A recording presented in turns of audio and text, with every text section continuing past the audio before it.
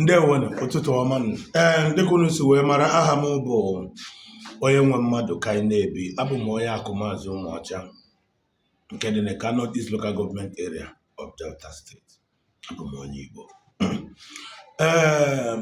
Ọ bụ na ị na-anụ na ị na-asụ bịa nnọọ na ị na-anụ onu a na-atụ kịta, biko bịanụ gbakọtanụ na onwe ihe nchọ ka mụ nọ n'ụkpa n'ụtụtụ a rada ehihie ọ abalị a, dịka ihe taịm na-ekwu n'ebe ị nọ na-ekiri ihe onyonyo a. Ị na-anya dịka Naịjirịa si wee dịkịta site na mgbe ha mere independent till now, ihe ama na ụmụ ọnọdụ Naịjirịa dowere ndị a na-akpọ ndị Igbo na-ekwerọ ka onye ọbụla bụ onye Igbo, ekwerọ ka onye ọbụla bụ onye Igbo mee gịnị, mesapụ alụ abịa n'obodo a na-akpọ Nigeria.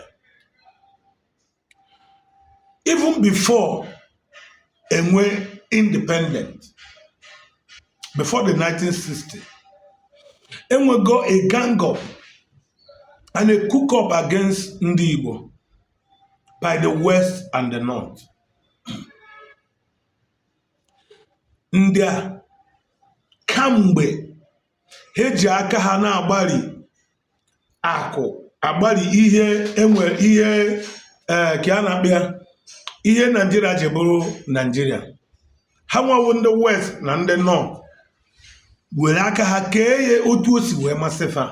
Igbo a na-agakwa ewere ego tinye na midia wee na-abị Igbo afa dịsị iche iche, wee na-eme na ojiwu na onwe ihe ọbụla onye Yoruba mere, onye Hausa eme ya, onye Igbo emekwa ya bụrụ ofu ihe, na nke onye Igbo ya dị ụda karịa nke ndị ọzọ. And anyị enwe a kind of interest ihe nekata anya jụwazịa kedu ihe nke onye Igbo ji pụ iche na ihe a na-eme kịta. Maka na ịbịa na Nigeria taa, na constitution, onye ịdara iwu ekpe ikpe n'ala Igbo, kpee ikpe mọda, the same iwu ahụ eje n'ugwu Hausa ekpe ikpe akpọ ya manslaughter. Ọkịfụsị ka a si dowe Nigeria. Na ihe nnachi igwu ụlọ na kamgbe Nigeria bụ Nigeria, na o nwere ọgụ ndị Igbo na-anụ, ọgụ uche ndị ugwu na ndị ofe mmanụ ị na-agbaso mgbe a na-agba ihe ọbụla bụ Igbo na ọ pụrụ iche. Mụnwa na onwe m wee na-achụ onwezi ihe ndị Igbo mere pụrụ iche. Kedu ezi ndị Igbo ka ezi adịzi iche? Ndị Igbo adịzi iche, nke anyị ọ dịzi iche? Ya bụ ihe m na-ajụ.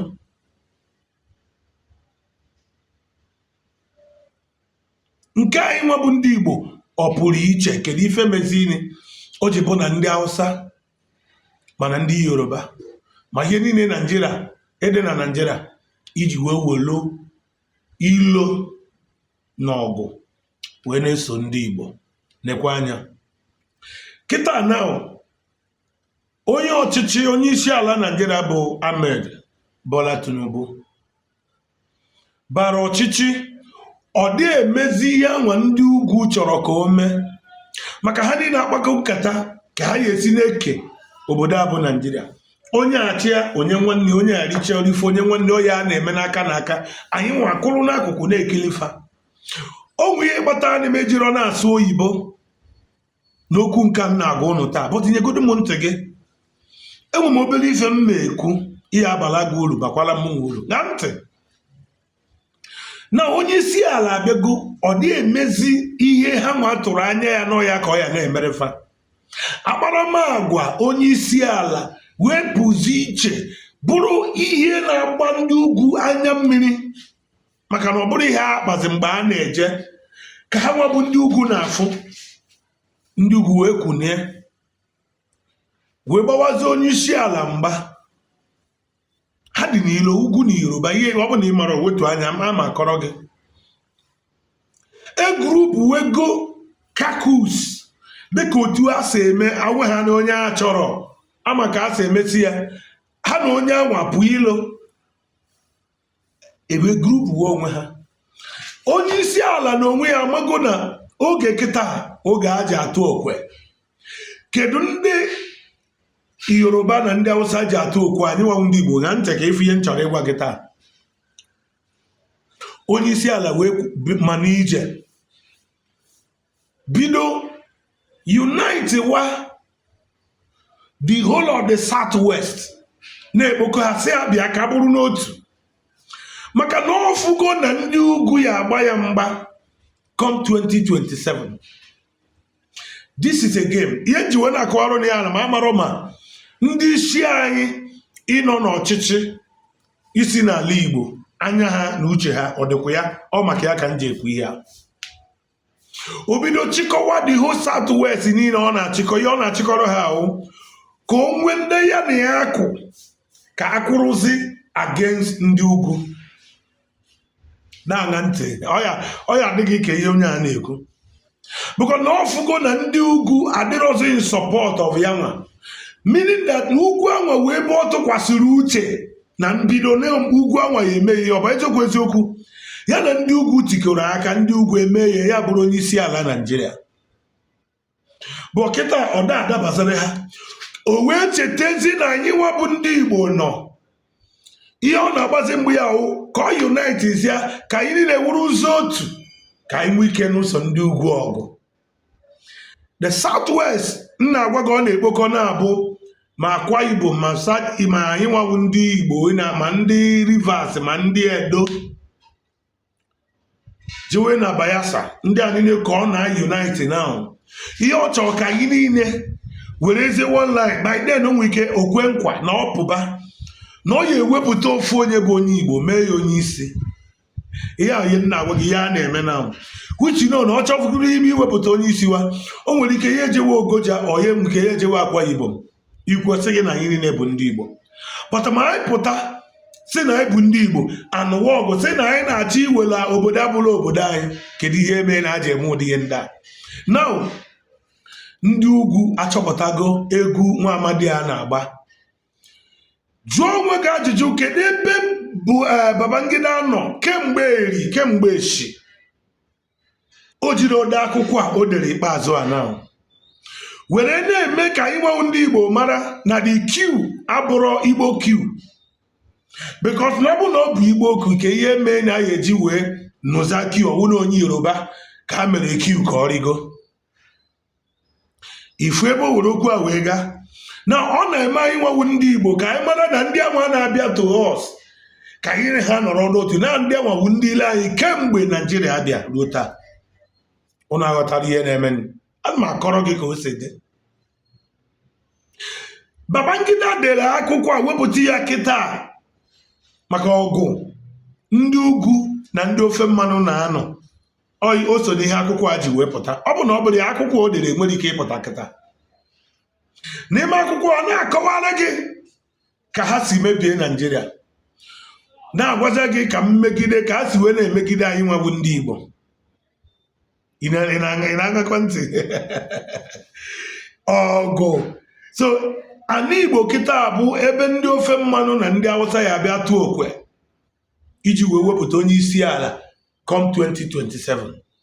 Ihe nji wee na-ekwu okwu a achọrọ m iweta uche ụnụ nke ọzọ bụ na uche ụnụ adịrọ n'ihe na-eme na Naịjirịa dịka oge ahụ. Achọrọ m iwepụta uche ụnụ nwa bụ ndị Igbo ndị niile na-asụ bịa nnọọ n'oge eruola anyị abịakwa tugeda n'ebe anya n'ihe gbasara anyị maka na anyị na-adọ ndọrọ ndọrọ na mabụrọ na mbụ ndị mara egwu a na-agba egwu were isi mụ na gị na-arụpụta ihe ọbụla adịghị ha n'uche were anyị na-eme ihe gwụrụ ha.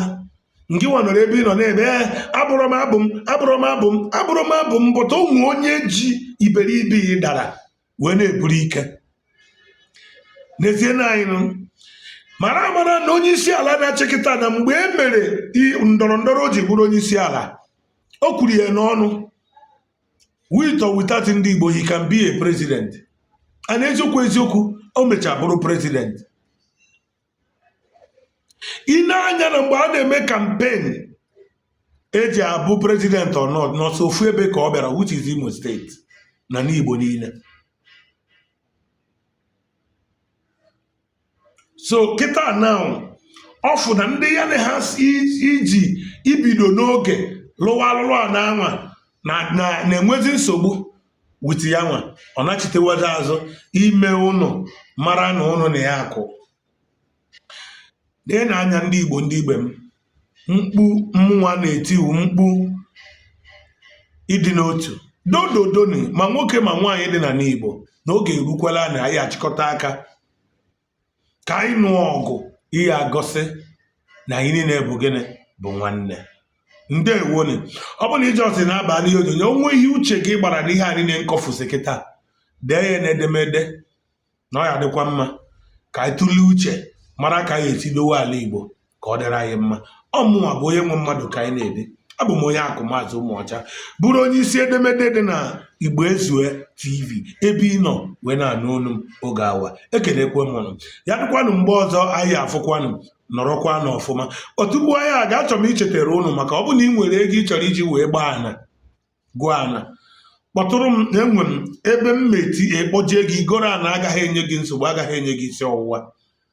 Anyị nwere ana na Enugu Agede, nwere na Ukpo Junction, nwere na Ukulu, nwere na Nkwere, nwere na Ọka. Anyị nwere ana na Ubulokiti, anyị nwere Ogwash, anyị nwere Igbuzo Road, anyị nwere Isele Asaba. Mee anyị kpọkpọkpọm ka anyị gosi gị ebe a na-adị mma ihe etinye ego gị inwe ezumike. Ya dịkwanụ mgbe ọzọ mma bịa bụ n'anya ihe afụ ebe anyị nwegasị ala. Daalụ ụmụnne m.